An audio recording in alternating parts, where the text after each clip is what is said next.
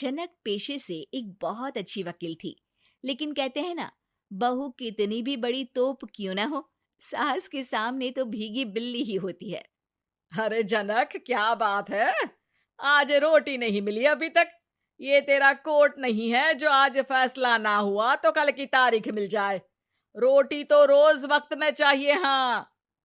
माँ जी, रोटी तो कब की बन गई। मैंने आपको कहा तो खाना खाने के लिए, आपने शायद सुना नहीं होगा। ओहो हो, जज नहीं हूं मैं तेरे कोर्ट की, सास हूं सास। कोई दलील फालतू की मत देना यहाँ। बहुत जानती हूं मैं इन वकीलों को। अपनी बात ऊपर रखने के लिए झूठ बोलने में जरा भी नहीं सोचते। तभी वहां जनक के ससुर आ जाते हैं। अरे भाग्यवान, क्यों बेचारी के काम को कोसती रहती है हमेशा। मैं भी तो था वहां जब ये आई थी तुझे रोटी खाने को बुलाने के लिए। सास को तो अब गुस्सा आ जाता है कि कैसे किसी ने बहू की साइड ले ली। अरे वाह जी वाह। वो तो मैं जानती थी कि कोई ना कोई गवाह तो ये पेश कर ही देगी। पर मैं तो अब सीधा खाना खाकर सोने जाऊंगी। मुझे आदत नहीं है किसी से बहसा बहसी करने की। पता नहीं कैसे ये वकील इतना दिमाग लगाकर खुद तो झूठ बोलते ही हैं, साथ में झूठे गवाह भी ले आते हैं। जनक को सास के ताने सुनने की अब आदत सी पड़ जाती है। एक दिन जनक वकील की ड्रेस पर काला कोट पहनकर कोर्ट के लिए निकल ही रही होती है कि अरे कहाँ चली काला कौवा बनकर। टोक दिया ना। अब कोर्ट तो वकील वाली ड्रेस पहनकर ही जाऊंगी ना। वाह भाई वाह, दामिनी तो मैंने भी देखी है। सन्नी पाजी ने ऐसा ही कोट पहना था और कहा था कि तारीख पर तारीख, तारीख पर तारीख। मतलब कि कोई बात करनी है तो बोलिए, वरना वक्त नहीं है मेरे पास खराब करने के लिए। अरे पता नहीं तुझ में क्या देखा मेरे बेटे ने, सारा दिन वकीलों वाली बहस करती है, भोली भाली सास के साथ। अच्छा सुन, जो इतनी बहस मेरे आगे करती है ना, जरा अपने बॉस से कर ले, जो 1 साल भी ना हुए तेरी शादी को और काले कपड़े पहना दिए।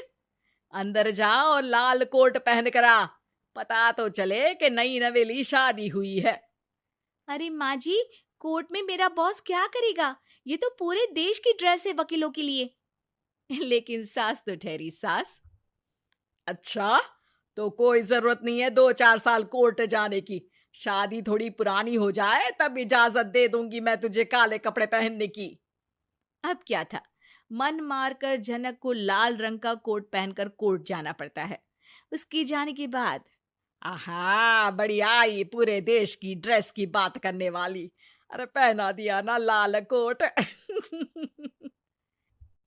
अब सास आए दिन या तो जनक को उसके काम का ताना देती या फिर उसका काम छुड़वा देने की धमकी। तंग आकर एक दिन जनक पति से कहती है, मैं सोच रही हूँ कि कोर्ट जाना बंद ही कर दूं। अरे क्यों यार, इतना अच्छा करियर है, क्यों छोड़ने की सोच रही हो? अरे लाल रंग का कोट पहनकर जाना पड़ता है। हर बात पर सास ताना देती है कि वकील तेज होते हैं, सवाल जवाब करते हैं, झूठी दलीलें देते हैं। अरे तो ठीक है ना, वो जो कहती है अपनी समझ से कहती है, लेकिन तुमको तो पता है ना कि सच्चाई क्या है। जनक को पति की बात से हौसला मिलता है कि तभी घर पर कुछ लोग आ जाते हैं। अरे आइए आइए पंच साहब, कैसे आना हुआ? अरे भाई साहब, सुना है कि आपकी बहू वकील है। तभी वहां सास आ जाती है। हाँ है तो, लेकिन क्या हुआ, फिर कहीं बहस कराई क्या? अरे हम तो खुद दुखी है उसके व्यवहार से। अरे भाभी जी, आपको तो पूरा मोहल्ला जानता है कि आप कितना बोलती है। फिर हम यहाँ बहू रानी की कोई शिकायत नहीं, बल्कि अपनी परेशानी लेकर आए हैं। ससुर जी खुश हो जाते हैं। हाँ हाँ, मैं भी बहू को बुलाता हूँ। जनक वहां आती है, सबको नमस्ते करके बैठ जाती है। बहू रानी, हमारे गांव में बड़ी मुसीबत आ गई है। अब तो पूरे गांव की जिम्मेदारी मानो तुम्हारे कंधों पर है। अरे ना ना, इससे तो घर की जिम्मेदारी पूरी नहीं होती, ये गांव की जिम्मेदारी क्या लेगी? भाभी जी, आप चुप हो जाओ। यहाँ पढ़े लिखे लोगों की बात हो रही है। आप जाओ, जरा रसोई से सबके लिए चाय लेकर आओ। मैं कॉफी लूंगी। हाँ हाँ, वकील साहिबा के लिए कॉफी। सास सर पैर सब पटक कर वहां से निकल जाती है। बहू, गांव में पानी नहीं आ रहा है। पड़ोसी राज्य ने हमारा पानी रोक रखा है। हम्म, इसका मामला तो बड़े कोर्ट में चलेगा पंच जी, लेकिन ऐसा क्यों? वो राज्य हम लोगों से पानी के पैसे मांग रहा है। अब आधे गांव में पानी की सप्लाई खत्म हो गई है बहुरानी। अच्छा पंच साहब, बात गांव की है तो मैं जरूर केस लड़ूंगी। यहाँ एक बार फिर सास की एंट्री हो जाती है। अरे वाह जी वाह, ये काम करवा लो, आप हमारी बहू से बहुत अच्छा करती है। मैं हूं सीधी सादी सास। इस लड़की ने कैसे लड़ लड़ कर मुझे साइड कर रखा है, ये तो अब आपको पता चल ही जाएगा।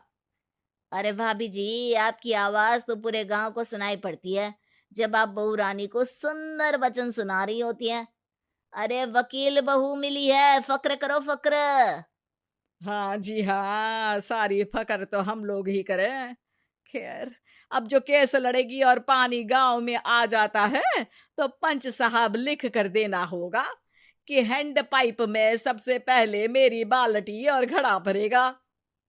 अरे फिर तो हम बहू रानी के नाम पर घर पर ही सप्लाई दे देंगे, लेकिन ये इतना आसान नहीं है। बहू, गांव के पास अभी वकील करने की भी पैसे नहीं है तो। अरे पंच साहब, ये मेरे गांव का मामला है, मैं आपसे एक भी पैसा नहीं लूंगी।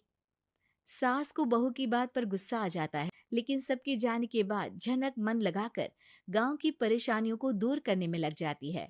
और वो दिन भी आता है कि झनक केस जीत जाती है। अरे आज तो प्लम्बर आकर घर तक पाइप लगा गया है। खुश हो जाओ, मेरे कारण तुम लोगों को घर के अंदर ही पानी मिल जाएगा।